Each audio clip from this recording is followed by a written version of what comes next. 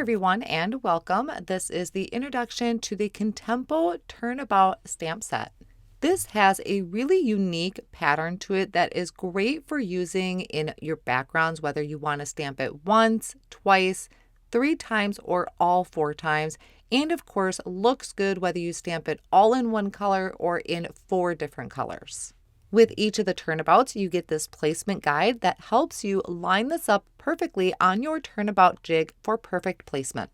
I went ahead and lined mine up already. There is an introduction video if you want to learn how to line up your turnabout stamps with your turnabout jig.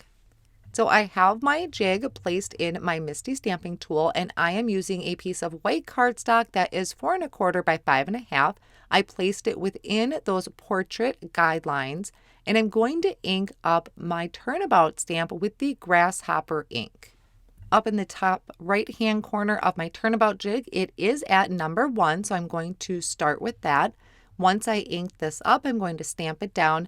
Now my turnabout is fairly well conditioned because I've used it quite a few times at this point, but if it is a brand new stamp, you want to either rub your hand over it or ink it up with a Versamark ink, especially since this is a lot of solid area to the stamp. So I turned my jig so it is at the number 2 up in that right hand corner, and I'm going to ink up my stamp again.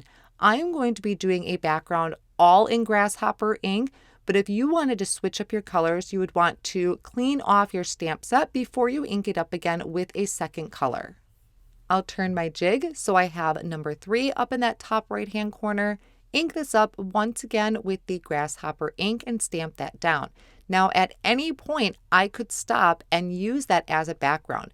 These type of designs look great stamped as 1, 2, or 3 times or 4 for a full panel. After I turn my jig to the number 4 up in the right hand corner and stamp down that grasshopper ink once again, I can remove this. My background is complete. And to remove it from the jig, I just bend that in half and the cardstock pops right off. This would also have been really fun stamped in the grasshopper ink on grasshopper cardstock. Now this second panel I stamped only 3 times, and I used grasshopper, rainforest, and eucalyptus ink. And then that last panel, I did grasshopper, watermelon, nectar, and aqua sky.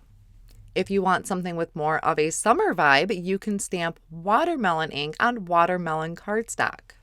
There are also a lot of great sentiments tucked away on this turnabout. We have thanks, today is your day, hugs, hi, yay, hey good looking, you're the best, and big birthday vibes, plus a nice little solid heart. For the first card that I made, I used wild berry, eucalyptus, nectar, and watermelon ink to create my background. The sentiment is from the Primrose Garden. I used the banner die and then one of the sentiments off of the Primrose Garden that fit nicely on the banner.